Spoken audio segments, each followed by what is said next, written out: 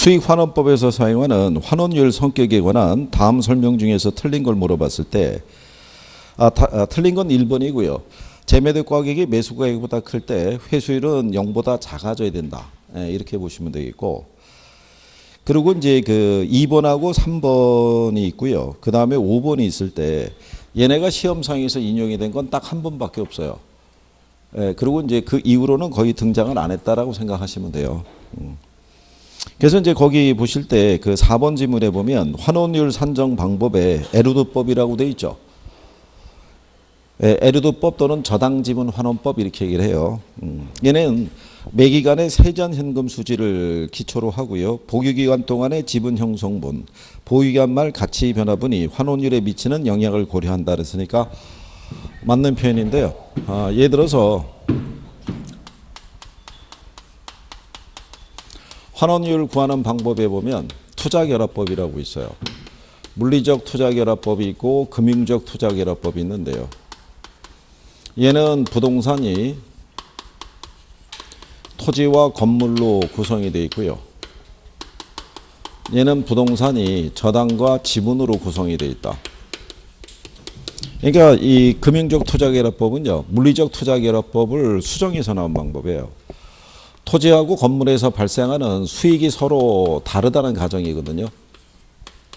그래서 토지의 수익률 따로 구하고 건물의 수익률 따로 구해서 가중평균해서 종합환원율을 구하라는 얘기인데, 요거를 뭐라고 비판하고 나왔냐면요. 만약에 여기 이 건물주가 있다고 가정하시게 되면 건물주가 만약에 한 달에 임대 수익을 1,000만 원을 벌었잖아요. 그러면 그 1,000만 원 중에서 토지에서 얼마 벌었고 건물에서 얼마 벌었다를 구분하는 사람은 없을 거란 얘기죠. 전체를 생각을 하지. 그러니까 이거는 구성이 잘못되어 있다고 본 거예요. 그래서 얘네는 무슨 얘기냐면 요즘 같을 때 대부분의 사람들은 은행부터 융자를 받아서 투자 들어갈 거 아니냐 이거죠. 그러면 지분 투자자가 요구하는 수익률과 저당 투자자가 요구하는 수익률이 서로 다를 것이다 이거죠. 그러니까 각각의 수익률을 구해서 가중평균해서 종합환원율을 구하라 이런 얘기죠. 그런데 에르도법이라고 있어요. 이거를 저당 지분 환원법이라고도 얘기를 해요. 그러니까 제목대로 부동산이라는 거는 저당하고 뭐하고요? 합으로 돼 있다 이런 얘기인데, 얘는 여기 있는 금융적 투자결합법을 또 수정 보완해서 나온 거예요. 그러니까 이 방법보다는 이게 방법이 좀 낫다 이거죠. 얘처럼 물리적으로만 판단하지 않고 금융적으로 접근한 거는 괜찮은데, 다만 수익률을 계산할 때 네가 빠뜨린 게 있다 이거죠. 그러니까 빠뜨린 게 뭐라고 얘기하냐면, 이 사람은 환원율을 구성하는 요소가 보유기간 동안의 현금 흐름 있죠. 즉 세전 현금 수지 기초하고요. 그 다음에 보유기간 동안에 지분 형성분이 있다라고 얘기한 거죠. 그러면 지분 형성분이라는 건 뭐냐면 10억짜리 부동산인데요. 6억을 융자를 받았고 4억을 내 지분을 투자했어요. 그러면 보유기간 중에 얘가 세전을 쓰고 있다는 얘기는 순영업소득에서 뭐를 공제하고 내려왔겠어요? 부채 서비스액을. 그럼 부채 서비스액은 원리금 얘기하잖아요. 그러면은 이자는 경비로 공제가 되더라도 원금은 상하는 것만큼 내 지분이 늘어난다는 얘기죠. 그러니까 이것도 수익으로 계산해야 된다는 얘기죠. 이것도. 그리고 이거하고 보유기간 동안에 가치 상승분이 있죠. 얘가 만약에 10억짜리에서 11억으로 가치가 뛰었다 그러면 1억만큼 가치가 상승했잖아요. 이거는 금융기관이 가져가는 게 아니라 누가? 지분 투자자의 몫으로 돌아가니까 이것까지도 수익률 계산할 때 반영해야 된다 이렇게 얘기하는 거죠. 그래서 거기 지문에 보시면은 4번에 환원율 산정 방법으로서 에르도법은 매기간의 세전 현금 수지와 보유기간 동안의 지분 형성분과 보유기간 말의 가치 변화분이 환원율에 미치는 영향을 고려한다 이렇게 되어 있는 거죠.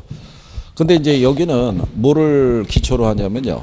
세전 현금 수지를 기초로 하니까 뭐는 반영을 못 한다는 얘기예요. 소득세는 반영을 못 한다는 얘기죠. 세전 현금 수지 다음에 영업소득세가 있잖아요. 그죠? 그래서 구성이 이렇게 돼 있는데 뭐 여기까지 물어본 선례는 없어요. 선례는 없고 에르도법에서 물어봤던 유일한 거는 이거예요. 다음 중에서 이 에르두법의 구성 요건에 해당되지 않는 게 뭐냐 그랬을 때 답이 소득세율이었다고요. 그 왜 소득세율이냐면 세전 기초하니까요. 우리가 세전 현금 수지에서 뭐 빼야 돼요? 영업소득세 빼야 되잖아요. 근데 세전을 기초로 해서 수익 가격을 선정하니까 이건 당연히 반영을 못하죠. 이게 그때 시대적인 순위라고 그때 한번 설명해 드렸었어요. 그죠? 자, 뭐 그런 내용이고요. 그 다음에 나중에 자본 회수 방법에 대해서는 제가 수업할 때 직접법하고 직선법까지는 설명해 드렸었어요. 기억은 안 나시겠지만. 그 다음에 이제 2번에 보시면, 토지의 자연적 특성 중에서 지리적 위치의 고정성에 파생 현상으로만 짝지은 거를 물어봤죠. 그러면,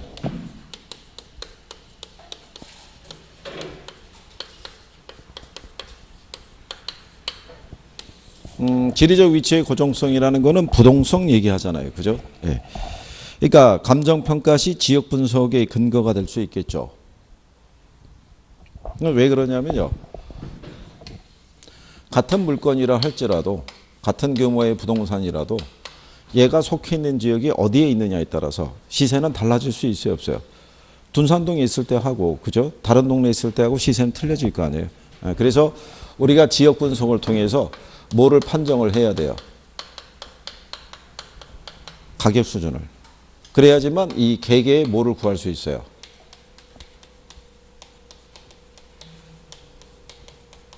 이 가격이 나온다고요. 둔산동의 가격 수준이 가령 예를 들어서 2,200에서 2,500 정도의 시세가 형성이 돼 있으면 이 개별 부동산들은 요 안에서 정해질 거 아니에요. 무슨 말인지 아시겠나요? 네, 그래서 지역 분석의 근거, 이건 왜 영향을 이렇게 받을 수밖에 없냐면 움직이지 못하잖아요. 움직이지 못하니까 얘네가 어디에 소재하고 있느냐에 따라서 시세는 달라질 수밖에 없죠. 그래서 이제 지역 분석의 근거가 되고요. 집약적 이용을 촉진시키는 거는 어디에 해당이 되겠어요? 집약적 이용을 촉진시키는 거. 부증성이겠죠, 부증성. 그렇죠?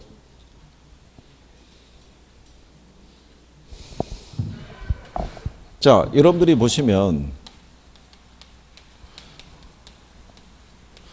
도심이라든가 역세권 같은 경우는 틀림없이 뭐가 많겠어요? 수요가 많은데 이 지역의 공급을 늘릴 수는 없잖아요. 그렇죠? 그럼 결국은 이 수요를 감당할 수 있는 방법은 뭐겠어요? 토지용을 집약하는 거죠. 그러면 이런 데는 가격이 어떻게 돼요? 비싸잖아요. 그러니까 토지를 뭐로 대체해서 자본으로 대체해서 써야 되니까 집약적 이용을 유도하겠죠. 이건 이제 부증성에 기인하는 것이다. 그 다음에 지역별로 시장의 세분화가 이루어진다고 돼 있죠. 그죠? 자, 부동산 시장에서는요. 부동산을 소유했다는 얘기는요. 이걸 갖는 거죠. 입지 독점권을. 그러니까는 같은 아파트 단지에서도 같은 면적의 규모라도 호가가 틀리잖아요. 1층에 소유하고 있는 사람이 제시하는 호가와, 그렇죠? 소위 얘기한 대로 로얄층에서 살고 있는 사람이 제시하는 호가가 어떻게 돼요? 틀리다는 얘기죠. 그래서 부동산 시장이 무슨 시장이 되는 거예요? 하위 시장. 즉 시장이 뭐가 된다는 거예요? 세분화 되겠죠. 무슨 말인지 아시겠나요? 네, 이런 식의 변화를 유도하는 것은 부동성 때문에 가능하다는 얘기예요. 움직이지 못하기 때문에. 그렇죠? 네, 그래서 지역별로 시장의 세분화가 이루어진다. 이것도 포함이 되는 거죠. 지금 제가 얘기한 요 입지 독점권 요거 있죠? 요거 자료로 이미 다 드린 거예요. 풀어보시라고 문제 때 드릴 때. 그 다음에 적지론의 근거가 된다라고 돼 있죠. 적지론의 근거가 되는 건 어디에 해당이 돼요? 적지론은. 네? 아니 문제를 푸셨을 거 아니에요. 풀었으니까는 뭐 맞다 틀리다가 판별을 하셨을 거 아니겠어요? 자, 적지론이라는 거는요.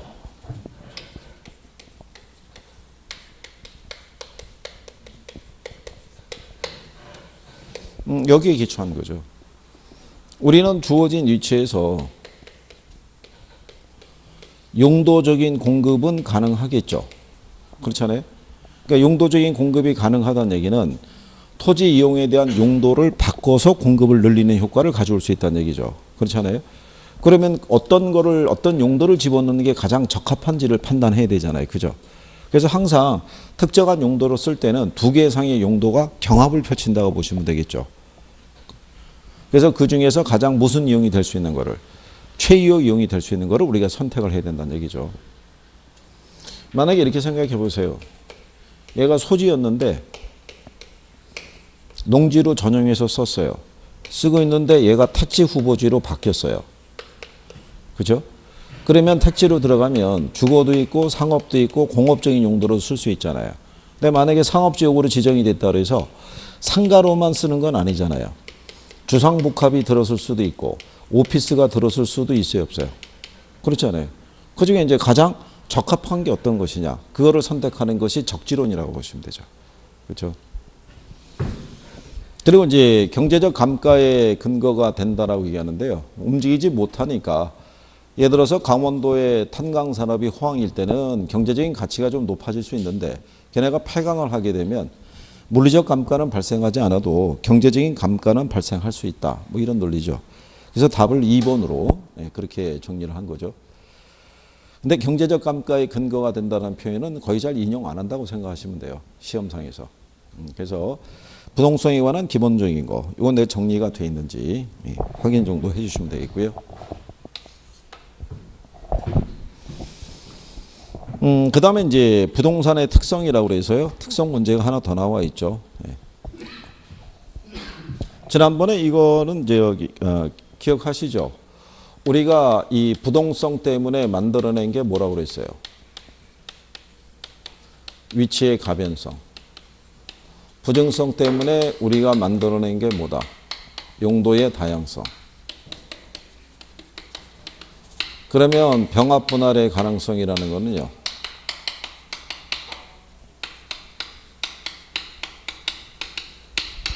얘네를 지원해 주는 역할을 한다고 그랬었죠. 기억하시나요? 만약에 우리가 용도적인 공급을 할 거 아니겠어요? 네, 그러면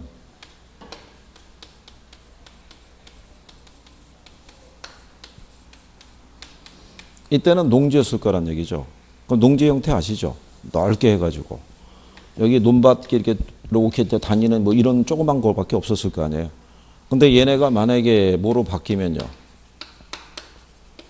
세종시로 바뀌게 되면 이게 이제 구획정리 들어갈 거 아니에요. 그러면은 이런 식으로 이게 이렇게 되거나, 그렇죠? 그래서 이게 도로가 만들어지기도 하고 수용되기도 하는데 대규모의 건물이 들어가려고 그러면 이 면적만 갖고는 부족할 수도 있어요, 없어요? 그러면 주변 토지를 어떻게 해야 돼요? 합해야 되잖아요. 그래야지만 용도 변경이 가능하고 위치의 변화가 가능하죠. 그래서 그거를 지원해 주는 게 뭐란 얘기예요? 병합 분할의 가능성이다, 이런 얘기죠.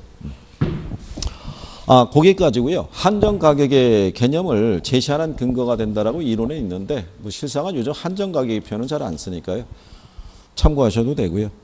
그 다음에 부정성의 특성은 토지시장이 공급자 경쟁보다 수요자의 경쟁을 유발하게 하겠죠. 생산이 안 되니까. 원하는 사람은 많고. 그죠?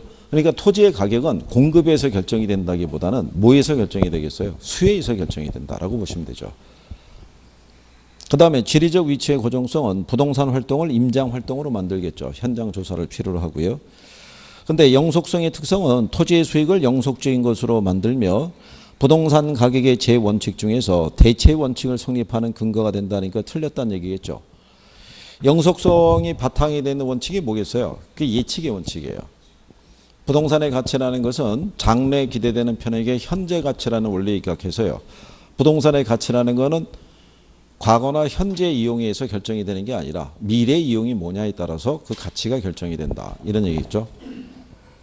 그래서 이제 4번이 잘못되어 있다. 이런 얘기죠. 자, 개별성의 특성 때문에 일물일가의 법칙이 적용이 안 되죠. 근데 이 개별성이라는 거는 건물이나 기타 개량물에도 적용이 돼야 안 돼요. 되죠. 왜냐하면 비슷한 시기에 지어진 건물이라 할지라도 누가 운영하고 누가 관리하냐에 따라서 수익이나 감가가 다 틀릴 거 아니에요. 그렇죠? 그래서 이제 3번에는 답이 4번 이렇게 되겠고요. 그 다음에 이제 4번에 보면요. 부동산 개념에 관한 설명을 이제 물어본 거죠. 부동산 개념하게 되면요. 일단 기술적 개념과 경제적 개념은 종류는 기본적으로 구별이 되셔야 되겠고요.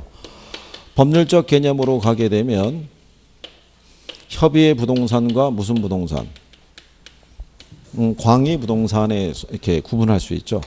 그래서 협의의 부동산은 우리가 다른 말로 좁은 의미의 부동산, 또 우리 민법상에서 이 개념을 이제 규정을 하고 있죠. 그래서 토지 및 정착물이다.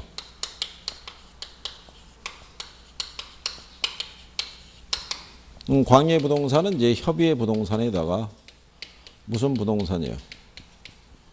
준 또는 의제 부동산.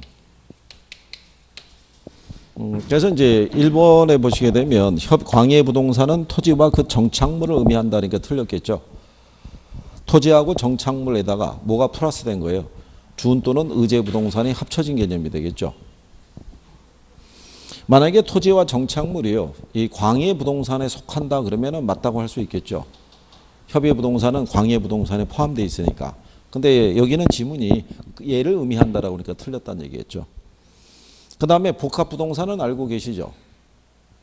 토지와 건물이 결합이 돼서 일체로 이용이 되고 있는 상태의 부동산들이 있죠. 우리는 법률상에서는 각각 별개의 부동산으로 취급하잖아요. 토지 따로 등기하고 건물 따로 등기하는데 거래하거나 이용할 때는 일체로 우리가 활용을 하죠. 거기 나와 있는 대로 법경기 세 가지 나오면은 이거는 복합 개념의 부동산이라고 말씀을 드린 거고요. 그리고 이제 4번에 보게 되면요. 협의의 부동산이란 등기 등록 등의 공시 방법을 갖춘 광업재단, 어업권, 선박, 자동차 등을 말한다니까 틀렸겠죠. 이건 광의 부동산에 속하는 개념이고요. 그 다음에 협의의 부동산을 포함한 공수단을 갖춘 독립된 거래의 객체로 인정이 되는 것을 광의 부동산이다라고 얘기를 하는데요. 이러한 개념상의 구분은 경제적 측면이 아니라 무슨 측면에서? 예, 법률적 측면에서 구분하는 거죠. 그래서 이제 답은 3번이죠. 토지 소유자는 법률의 범위 내에서 토지를 사용 수익 처분할 수 있고요. 소유권은 정당한 이익이 있는 범위 내에서 토지의 상하에 미친다라고 우리 민법 212조에서 규정을 하고 있죠. 그래서 4번에는 답이 3번 이렇게 정리하시면 되겠고요.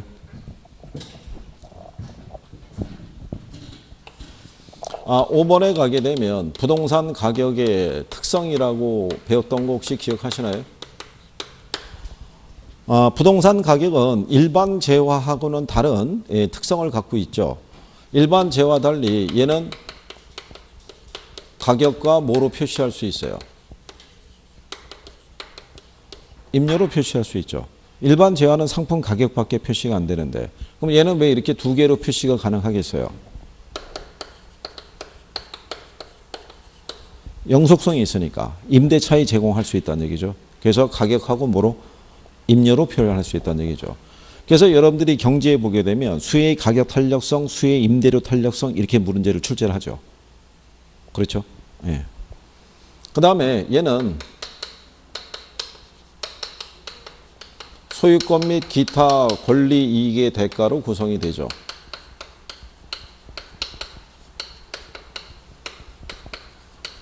그렇죠? 그래서 부동산은 소유권 전체로서의 가치도 있고요. 기타 권리이익의 가치로도 구성이 되어 있죠. 그래서 이때 설명해 드릴 때 뭐라고 그랬냐면 하나의 물건에도 두 개 이상의 권리이익이 존재할 수 있어요, 없어요? 존재할 수 있잖아요. 여러분이 소유권을 갖고 있지만 전세 주면 전세권 설정이 되고 그 담보로 해서 대출 받으면 저당권 설정이 되잖아요. 그래서 하나의 물건에 두 개 이상의 권리이익이 존재할 수 있는데 존재할 수 없다면 틀리겠죠. 그렇죠? 그리고 부동산 가격은 장기적인 배려하에 형성이 되죠. 이게 그거죠. 부동산의 가치란 장래에 기대되는 편익의 현재 가치다. 그러니까 영속성에 기인하고 있다는 얘기죠. 그리고 부동산 가격은 뭐를 반영하겠어요? 지역성을 반영하죠. 어디에 있느냐에 따라서 가치가 틀려지겠죠. 같은 면적의 아파트고요. 같은 그 시공사가 시공을 했더라도 강남에다가 분양을 했는지 대전에다 분양을 했는지에 따라 분양가는 달라질 수 있어요, 없어요? 달라질 수 있죠. 그러니까 지역성을 반영한 거고. 그 다음에 무슨 가격을 형성을 해요? 개별 가격이죠. 같은 물건이라 할지라도요. 거래하는 시점이 달라지게 되면 가격이 달라질 수 있어요, 없어요? 달라질 수 있는 거예요. 매번 부동산 가격은 개별적인 협상에 의해서 결정이 된다고 보시면 돼요. 그죠? 여러분이 만약에 지금 거주하고 있는 집을 갖다가 처음에 살 때 5억에 사셨어요. 근데 만약에 지금 매각을 하면 5억에서 출발하는 건 아니겠죠.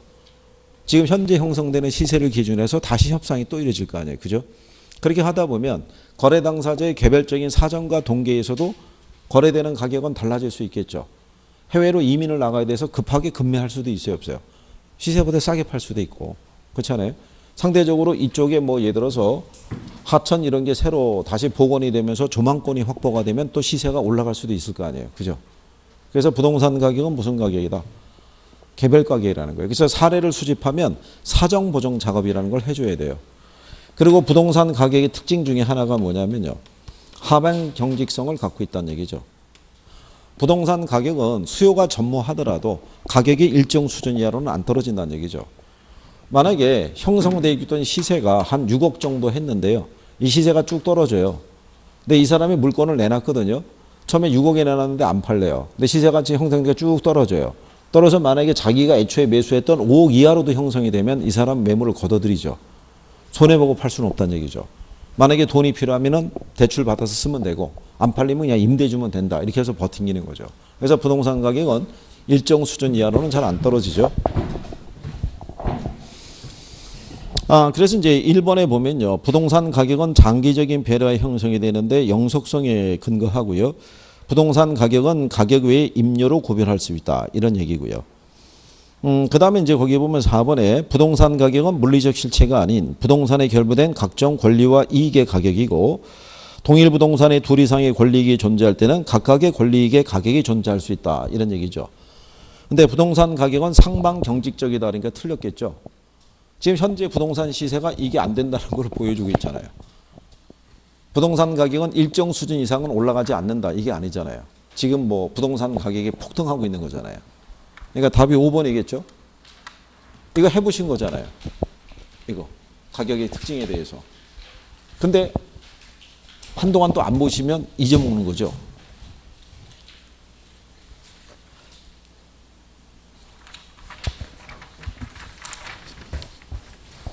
제가 저기 이번 그 추석 연휴 때도 하루 빼고 다 강의했었어요. 이거를. 그래서 지난주 토요일하고 일요일 날 강의를 해주고 어제가 이제 그 학원 수업이었어요. 그러니까 이거 할 때는 조금 낮췄다 이거죠. 개선이 됐다. 그 이제 이때 와서 한번 확인 한번 해보자 이렇게 된 거죠. 근데 이제 월요일 날이 추석이었고요. 화요일하고 수요일 날이 이제 거기 민법이 이제 또 강의가 들어갔던 거죠. 그러니까 이거 듣고 그 다음날 또 개론 가서 물어보니까 또 사라져 있는 거죠. 또. 그럼 다시 또 살려야 되고 막 그런 거죠. 그러니까 끝날 때까지 반복이에요. 끝날 때까지. 그냥 안 보면 잊어먹으시는 거예요.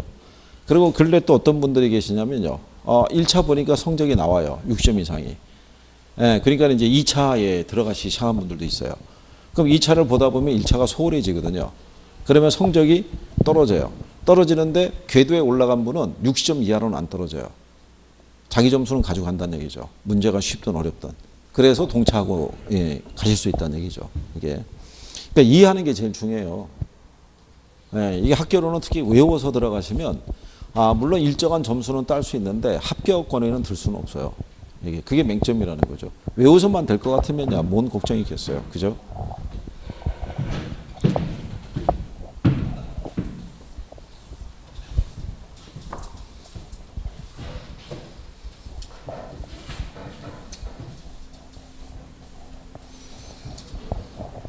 자, 그 다음에 뒤로 넘어가시면 수요와 공급에 대한 설명이다. 옳은 것을 물어봤어요. 자, 균형 상태에서 가격이 상승한 것은요. 수요가 감소하거나 공급이 증가하였다고 추측할 수 있다. 옳은 걸 고라로 쓰니까 1번 지문은 틀렸겠죠.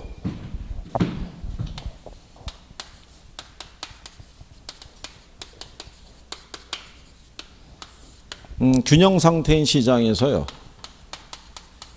가격이 상승할 수 있는 케이스는 두 가지밖에 없어요. 그죠? 뭐가 있겠어요?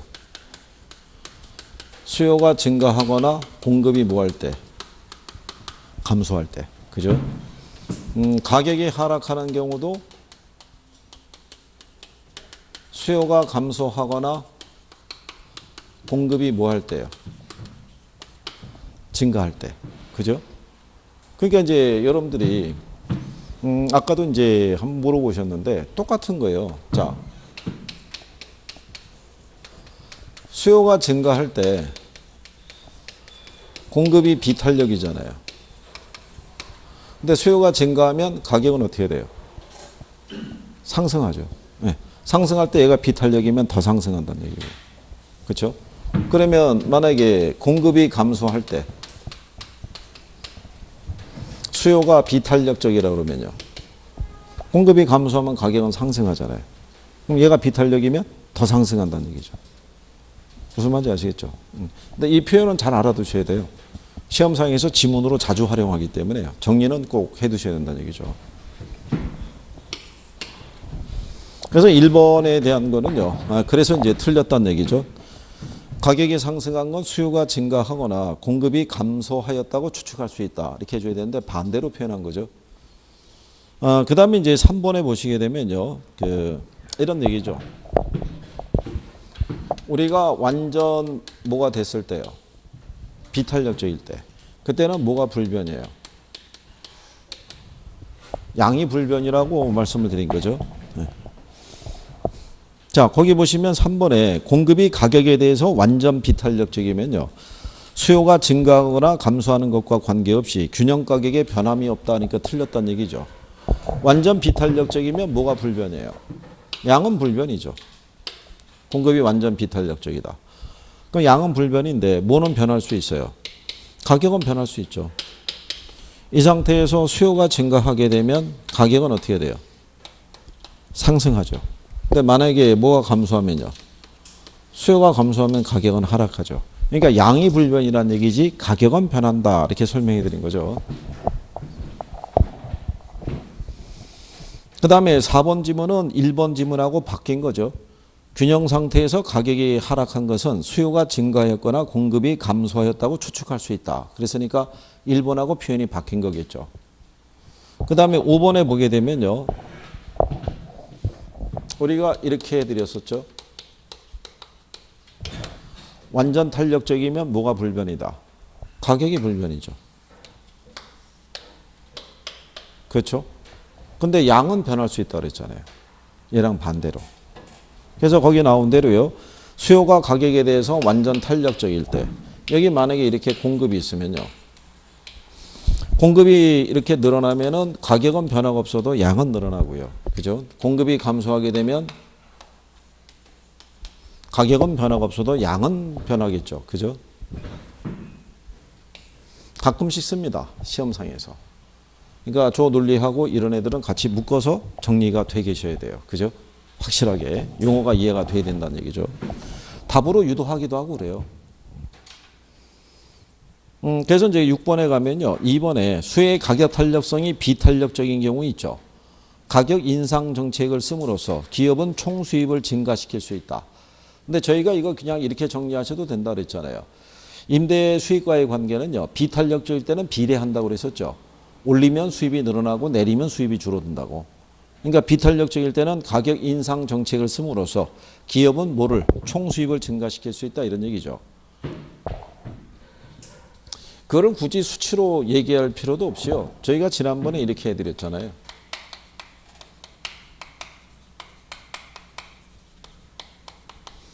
민간 임대주택 시장에 임차자들이 있죠. 임차자들은 대부분 수요 비탄력적으로 알려져 있어요. 그래서 임대인들이 매년 보증금이라든가 뭐를요. 임대료를 올려달라고 그러면 이 사람들은 어떻게 대응할 수밖에 없어요. 올려주는 게 대부분이에요. 그죠? 안 올려주면 어떻게 돼요? 이사 가야 되죠. 다른 데로. 그렇잖아요. 그럼 왜 이 사람들은 올려줄 수밖에 없겠어요? 얘를 대신할 만한 대체제가 없는 거예요. 그러니까 제가 그때 그랬잖아요. 만약에 주부들이 마트에 가서 장을 보는데 전월에 비해서 된장, 고추장, 간장 가격이 폭등했어요. 요즘 생필품 가격이 뛰니까. 그렇다고 그거 안 살 수가 없잖아요. 그러면 그거를 공급하는 업체 입장에서는 굳이 가격을 내릴 필요가 없죠. 올릴 때 오히려 수입이 늘어날 테니까. 그러니까 비탄력적일 때는 계속 임대를 올려야 뭐가 늘어나는 거예요. 수입이 늘어나는 거지. 거꾸로 내리면 수입이 줄겠죠. 그렇죠? 네. 그러니까 확실하게 이해를 하셔야 돼요. 그죠? 자, 그래서 이제 6번에는 답이 2번이 될 거고요.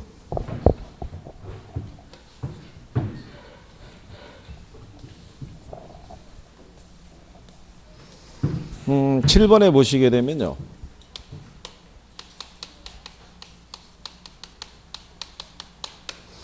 이 수열항의 변화를 구하라고 그러면은요. 어떻게 하면 된다 그랬어요? 수열항의 변화를 구하라고 하면 그냥 곱하시면 돼요. 우리가 가격 탄력성이 있고요. 가격 변화에 따른 무슨 변화이래요? 소득 탄력성이 있을 때요. 소득 변화에 따른 수혜량의 변화율이잖아요. 그렇죠? 네. 여기서 우리가 여기는 양을 구하려면 어떻게 하면 된다 그랬어요? 곱하면 되죠. 가격 변화율에다가요. 이 가격 탄력성, 가격 탄력도를 곱하시면 돼요. 이거. 그러면은 무슨 변화가 나와요? 수혜량의 변화가 나오죠. 그렇죠?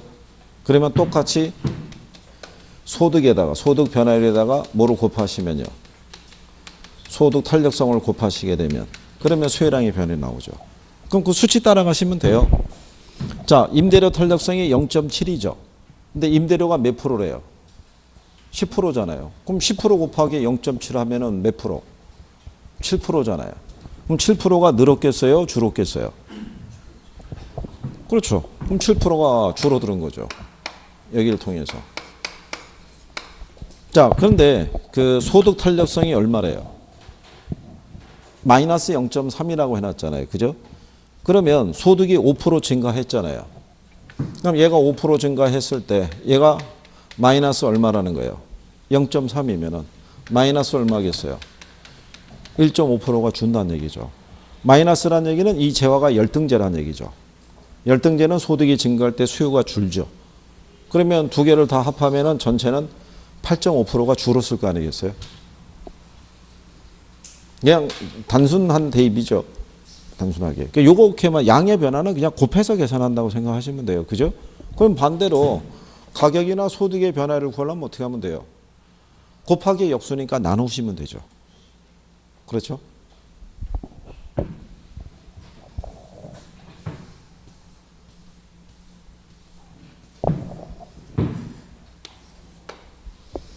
자, 그래서 이제 7번에는 답이 5번 이렇게 돼 있겠죠. 그 다음에 이제 8번에 보면요. 부동산 및 부동산 시장의 특성에 관한 설명으로 틀린 걸 물어봤죠. 자, 4번 지문에 보면요. 부동산 시장에서 경제 주체의 지대지불 능력에 따라 토지 이용의 유형이 결정이 되겠죠. 어떤 용도로 이용하게 될지는.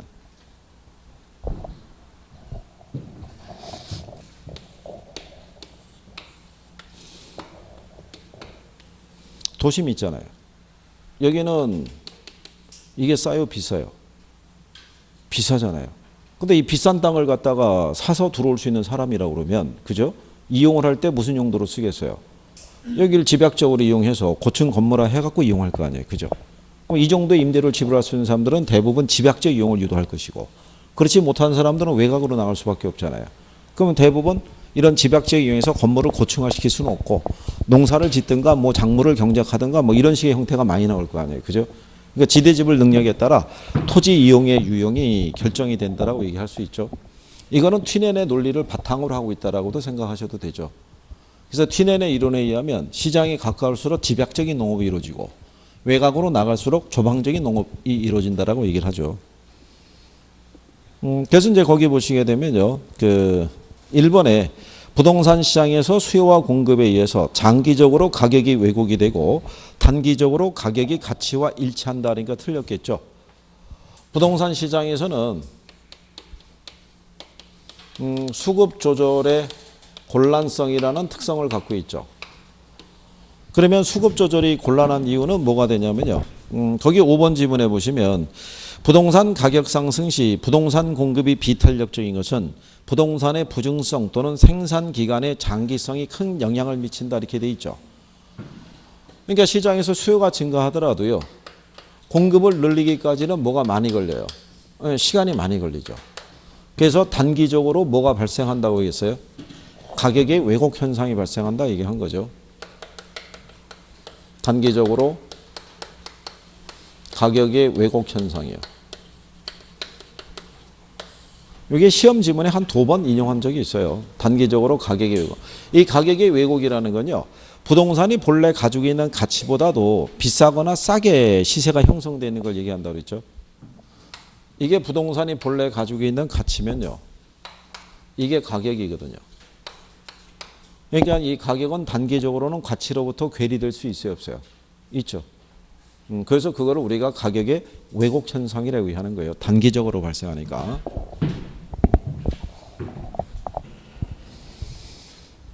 뭐 그 외에는 뭐 특별한 내용은 별로 없죠. 예, 그래서 8번에는 뭐 틀린 것 하면은 답이 1번 이렇게 되겠죠.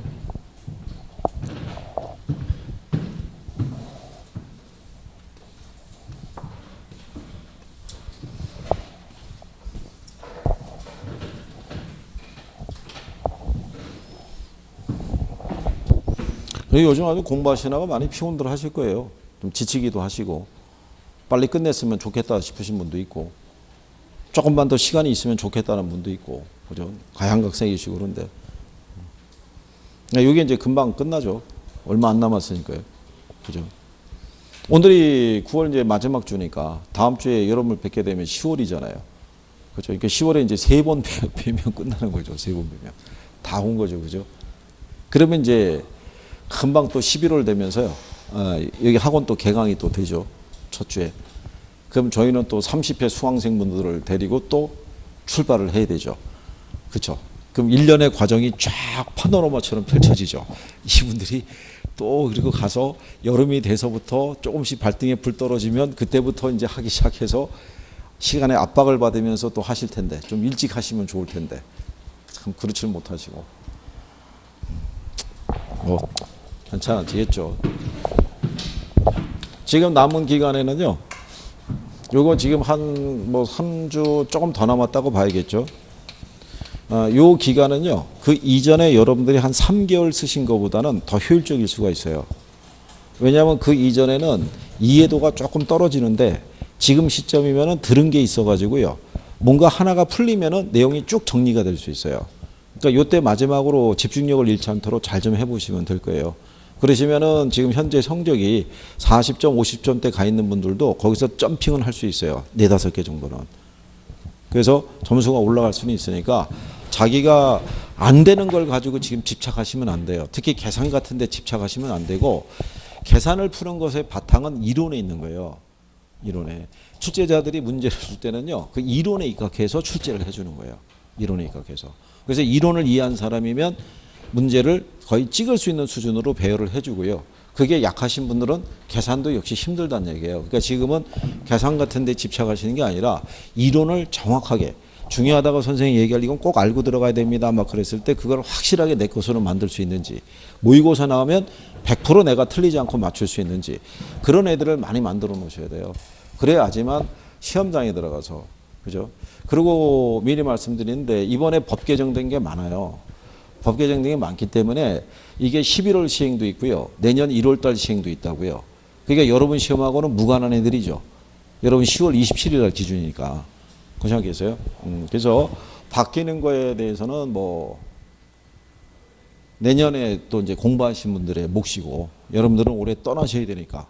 그죠? 내년에 법 개정된 거는 신경 쓰실 필요가 없다는 얘기죠. 그죠? 많이 바뀌고 있는 거예요, 지금. 법이. 그냥 좀 생각해 주시고. 자, 9번에 가시면 경기 변동에 대한 설명이다. 틀린 것을 물어봤죠. 자, 거기 보시면은 1번에 일반 경기하고 비교할 때요. 일반적으로 주식 경기가 선순환적이고요. 부동산 경기는 후순환하는데 부동산의 모든 개별 시장이 후순환하는 것은 아니다. 뭐 이런 표현이죠. 그러니까 그 얘기가 뭐냐면요. 일반 경기하고요. 어떤 이제 그 시차 관계를 보시게 되면 일반 경기에 앞서서 진행이 되는 것을 우리가 일반적으로 주식 경기라고 얘기하는데 근래는 부동산 학자들이 동의를 잘 안 하죠. 예, 이게 전순환적이라는 거는 앞으로 부동산 경기가 좋아질 거라는 예상이 있으면 먼저 주가가 뛴다 이런 얘기예요. 근데 반드시 꼭 그런 건 아니기 때문에 근데 이론적으로 이렇게 돼 있다는 얘기고요. 그 다음에 후순환적인 양상을 띠는 게 부동산 경기라고 하는 거죠. 그러면 일반 경기에 비해서 부동산 경기는 왜 뒤쳐져서 움직이냐면 얘는 건축 활동을 중심으로 움직여서 그렇다는 얘기죠. 그래서 일반 경기의 사이클이 이렇게 움직이면은 부동산 경기는 이렇게 뒤따라서 움직인다는 얘기죠. 건축 활동을 중심으로 하니까. 그죠? 그런데 요 부동산 경기도 이 안에 들어가면 부문별 경기가 있다는 얘기죠. 그래서 이 안에 가게 되면 주거용 부동산이 있고 상업용, 공업용 부동산이 있으면 얘는 역순환적인 양상을 띠고요. 얘네는 동시순환적인 양상을 띈다 이런 얘기죠. 그러니까 전체적으로는 후순환이지만 하지만 개별적인 부동산 경기까지도 똑같이 움직이지는 않는다. 이제 이런 표현인 거겠죠. 그 다음에 그래서 거기 2번에 보면요. 개별 시장으로 분석하면 주거용은 일반 경기에 역행하고요. 상업용, 공업용은 일반 경기에 순행한다라고 얘기죠.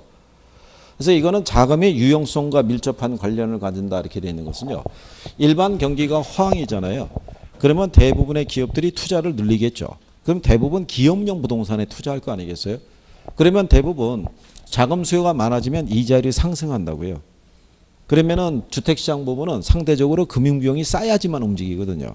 그러니까는 일반 경기가 호황일 때 상업용, 공업용에 대한 투자가 늘어날 때는 주택 부분에 대한 투자는 위축이 된다고 생각하시면 되죠. 그래서 그런 반대적인 양상을 띠고 있다 이렇게 보시면 되겠고요. 방학 동안에 대학과 원룸의 공실이 늘어난 것은 계절적 변동에 해당이 된다 이렇게 볼 수 있고요.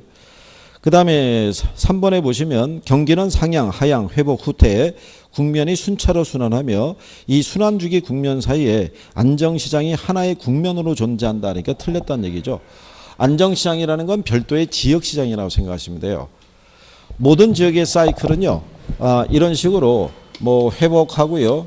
그 다음에 상향, 후퇴, 하향 뭐 이거를 이렇게 반복하면서 흘러갈 때 안정시장 국면은 이 국면 어디에도 존재하고 있다고 생각하시면 되죠. 별도 하나의 독립된 국면이 아니라 이 시장에도 안정시장은, 이 시장에도 안정시장은, 이 시장에도 안정시장은 다 존재한다는 얘기예요. 국면 사이에. 그래서 그 4번이 잘못되어 있고요. 현재 5번에 나온 거는요. 일반 경기하고 부문별 경기 순환의 시간적 관계는 전순환, 동시순환, 후순환, 역순환 등으로 이제 표현할 수 있다 이런 얘기죠. 지금 우리가 한 것처럼요. 부동산 경기, 주식 경기 이렇게 하듯이요. 그 다음에 10번에 보시면요. 예. 예. 경기가 상향, 하향, 회복, 후퇴가 순서가 틀린 거 아닙니까 이게? 원래 회복 시장, 상향 시장, 그다음에 후퇴 시장, 하향 시장으로 분명히 넘어가요. 예. 회복 시장, 회복 시장, 상향 시장, 후퇴, 하향 이렇게 순차로 순환이 되겠죠. 예. 순서가 틀리니까 그래서 이게 틀린 예. 그렇게 보셔도 되죠. 예. 이 순환주기 국면 사이에 안정시장이 하나의 국면으로 존재한다라고 되어 있는데 이거는 국면으로 보는 게 아니고요. 이 안정시장 국면은 별도의 지역시장으로 보는 거예요. 이거는. 그러니까 예를 들어서 대전 지역에 있었을 때 전체적으로 부동산 경기가 어떻게 돼요? 안 좋을 때 얘는 별도의 뭐로? 지역시장으로 있는 거예요. 그러니까 예를 들어서 소형 평형 아파트 단지 있죠. 예, 이런 애들은 이 시장이 뭐 상향이 됐든 후퇴가 됐든 하향이 됐든 뭐가 됐든 간에 얘는 별도의 지역시장으로 따로 존재한다는 얘기죠. 그러니까 국면상에서 얘네를 찾는다는 것이 아니라 국면은 네 가지 국면으로 돼 있고 별도의 지역시장으로 안정시장이라는 게 존재한다. 뭐 이렇게 생각하시면 되겠죠. 그 다음에 이제 10번에 가시면요. 아파트에 대한 수요 함수가 이렇게 돼 있고요. 그 다음에 공급 함수가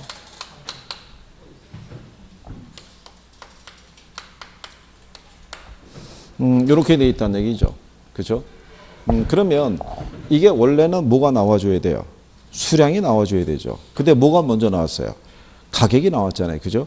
근데 이렇게 되면 원래는 양을 기준으로 다시 정리하셔야 돼요. 근데 그러면 쉽지 않으니까 이렇게 나올 때는 양을 그냥 묶어버리세요. 두 개를. 그러면 얘도 넘어가면 뭐로 바뀔 수 있어요? 플러스로 바뀌잖아요. 그러니까는 이 키가 800하고 여기 있는 400 있죠. 네, 800이 넘어가면은 여기 있는 애가 이제 넘어가면은 플러스로 바뀔 테니까. 그러면은 이 Q가 얼마 나온다는 거예요? 1200. 맞나요? 아니, 그죠? 이렇게 되면 이 Q가 800 마이너스 얼마가 나오겠어요? 400. 그러면은 800에서 400을 빼게 되면 얼마가 나오겠어요? 400일 거 아니겠어요? 그러면 Q가 얼마 나오겠어요? 400. 200이 나오겠죠? 200. 그러면 여기다가 뭐를 대입하면 돼요? 200을. 그럼 800에서 200 빼면 얼마 나오겠어요? 600. 4에다 200 더하면 600 나오겠죠? 10번에 대한 배열이요. 이게 17회 때인가 한번 처음 나왔었어요. 근데 그때 이렇게 P로 나온 다음에 학생분들이 계산하기가 힘들다고 보고 그 다음서부터는 P를 앞세워서 나온 적은 없어요. 이걸 계산할 때. 그러니까 만약에 P라고 나오면요. 우리 일반적으로 그냥 이렇게 계산했던 것 있죠. 이렇게 계산했을 때. 그러면은 그냥 P를 기준으로 계산한 거랑 똑같은 형태로만 계산한다고 생각하시면 돼요. 묶어가지고. 그 다음에 11번에 보시면 외부 효과에 관련된 설명이다. 틀린 것을 물어봤을 때요. 외부 효과는 생산 과정에서 발생하기도 하고요. 소비 과정에서 발생한다라고 얘기하는 것은 외부 효과라는 것은 경제 주체의 무슨 활동이요? 경제 활동이 어디를 통하지 않고 시장을 통하지 않고 거래 당사자가 아닌 제3자에게 미치는 영향이다라고 이렇게 설명해 드렸었죠. 그때 이 경제 활동이라는 게 크게 나누면 생산하고 무슨 활동? 소비 활동으로 나눠지니까 외부 효과도 생산 과정에서 발생할 수 있고 어디서요? 소비 과정에서 발생할 수 있다라고 얘기하는 거죠. 자, 그랬을 때 이제 외부 효과의 제거는요, 시장 실패를 수정하기 위한 정부의 경제적 기능에 해당이 된다 이런 얘기죠. 정부가 시장에 들어와서 일정한 역할을 수행하죠. 정치적인 부분이 있고 경제적인 부분이 있을 때, 이 경제적인 측면에서 들어오는 게 이제 시장 실패 수정이죠.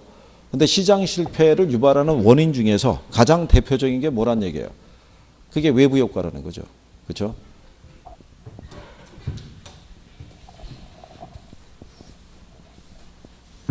나중에 여러분들이 보시면요.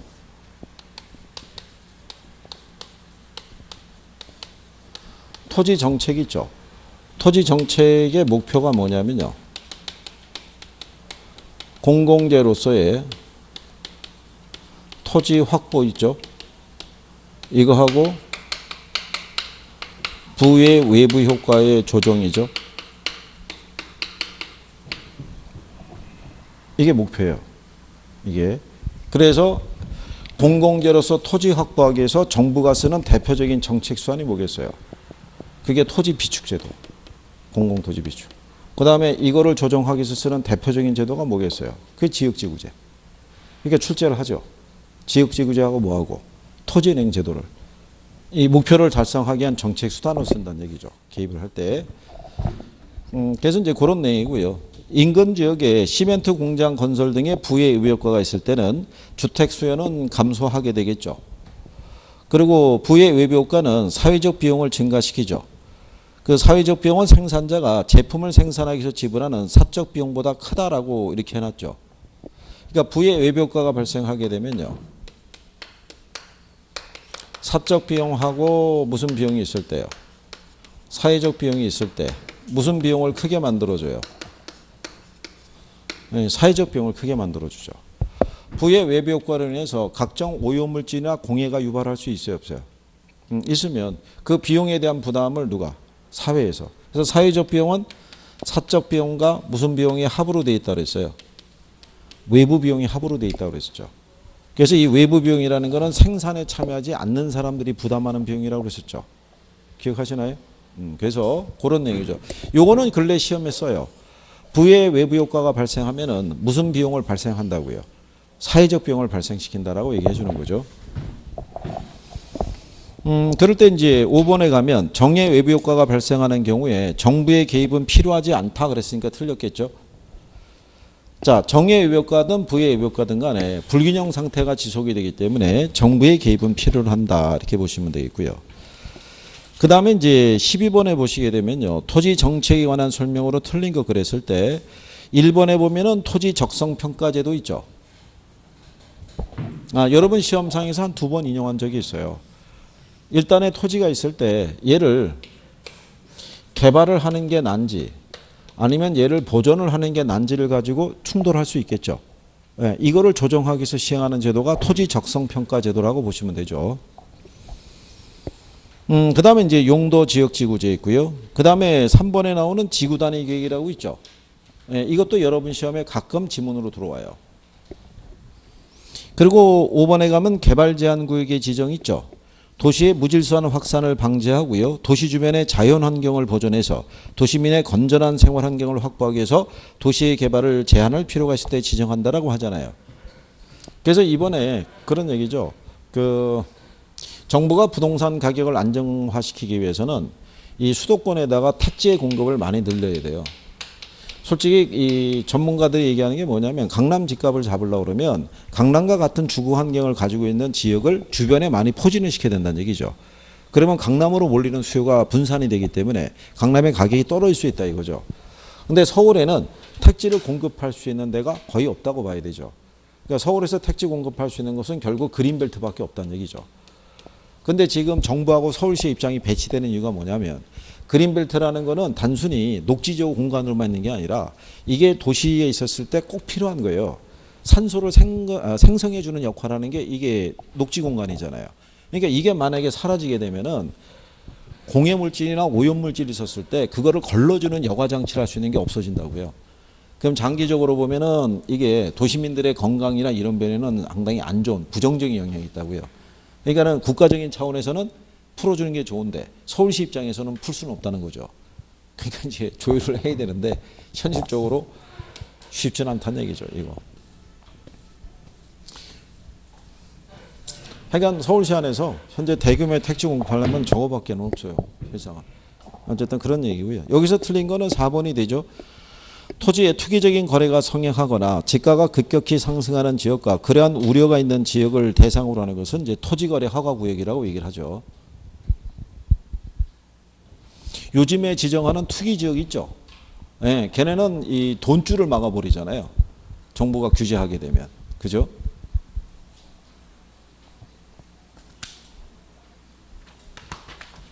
조만간에 아마 저기 문제로 또 만나시게 될 거예요. 제가 이번에 내일 또 자료 정리를 해드리려고 원래는 그 지문 정리로 할까 그러다가 다니면서 해보니까 의외로 기본적인 게 정리가 잘 안 되시더라고요. 그래가지고 전체 전범위를 갖다가 기본적으로 정리는 하고 들어갔을 내용을 갖다가 따로 정리하다 보니까 양이 조금 늘어났어요. 그래가지고 그냥 그거를 채택을 하고 나중에 이제 스크린을 해드릴 때 차라리 지문으로 정리해드리는 게 낫겠다 싶어갖고 그래서 자료를 바꿨어요. 바꿔가지고